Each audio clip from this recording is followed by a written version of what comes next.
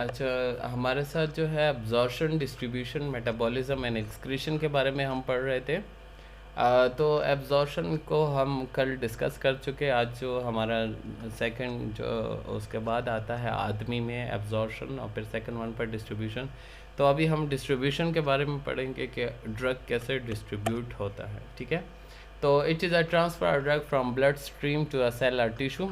अब सबसे पहले हमारे साथ जब एब्जॉर्प्शन हुई थी तो वो ड्रग था ब्लड स्ट्रीम में एंटर हुआ था।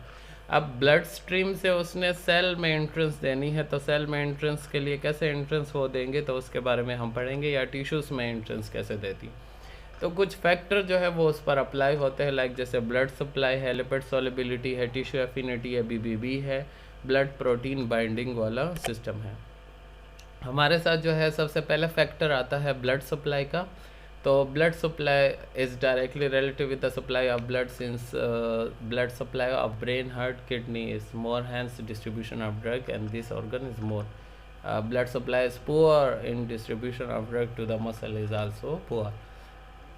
बात क्या हो रही है कि हमारे साथ जो है ब्लड सप्लाई जहाँ पर ज़्यादा होगी, ठीक है, तो फैक्टर जब हम एब्जॉर्प्शन के पढ़ रहे थे तो वहाँ पर भी लोकल ब्लड फ्लो, अगर आपको याद हो तो वहाँ पर भी मैंने आपको बताया था कि जहाँ पर आपकी ब्लड सप्लाईमेंट ज़्यादा होगी, ब्लड सप्लाईमेंट ज़्यादा होने की वजह से हमारे साथ वहाँ पर ज़्यादा जो है एब्जॉर्प्शन होगी। अब ज़्यादा एब्जॉर्प्शन हो गई है तो मीन ज़्यादा डिस्ट्रीब्यूशन भी होगी।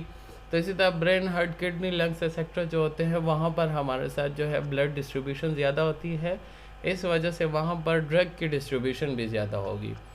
और बनिस्बत इन ऑर्गन्स के हमारे साथ जो मसल्स है उसमें जो है वो डिस्ट्रीब्यूशन कम होगी, क्योंकि मसल्स में हमारे साथ ब्लड सप्लाईमेंट जो है वो कम है बनिस्बत इन ऑर्गन्स है। ठीक है, तो इस वजह से हमारे साथ वहाँ पर ब्लड सप्लाईमेंट जो है वो कम है, पुअर है लेकिन कम है बनिस्बत। तो इसी तरह हमारे साथ वहाँ पर ड्रग की डिस्ट्रीब्यूशन भी कम होगी। अच्छा, lipid solubility, lipid soluble drug distribute more rapidly than the lipid insoluble.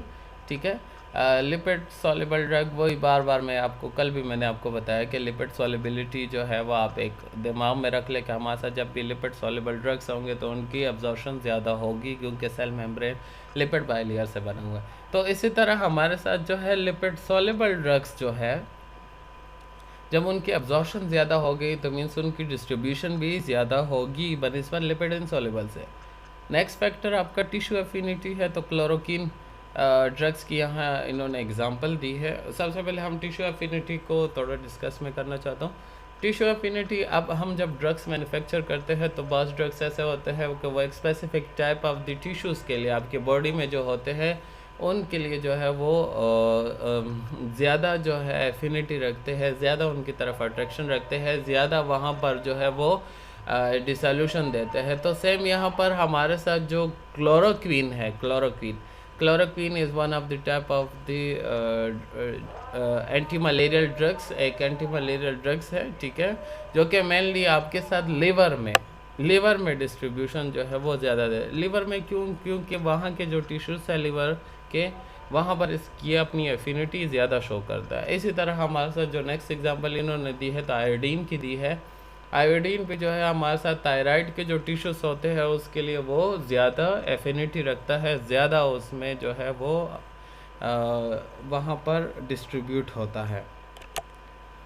अब नेक्स्ट जो है बीबीबी, ब्लड ब्रेन बैरियर, आपके एमसीक्यूज़ में भी आता है। बीबीबी स्टैंड फॉर, तो आपको पता होना चाहिए ब्लड ब्रेन बैरियर। ठीक है, the barrier between the brain cell and the blood vessel, brain cell और ब्लड वेसल के बीच में जो बैरियर होता है, जो रुकावट होती है, जो लेयर्स होती है, उसको हम क्या कहते हैं, बीबीबी कहते हैं, ब्लड ब्रेन बैरियर कहा जाता है। Only lipid soluble drug can cross this barrier. अब वही बात फिर से आ गई, brain cell, blood vessel, cell membrane की बात आ रही है। तो सेल मेम्ब्रेन है, लिपिड बाइलेयर है, तो मीन्स लिपिड सॉल्युबल ड्रग्स जो है वो इजीली से इस बैरियर को क्रॉस कर सकते हैं।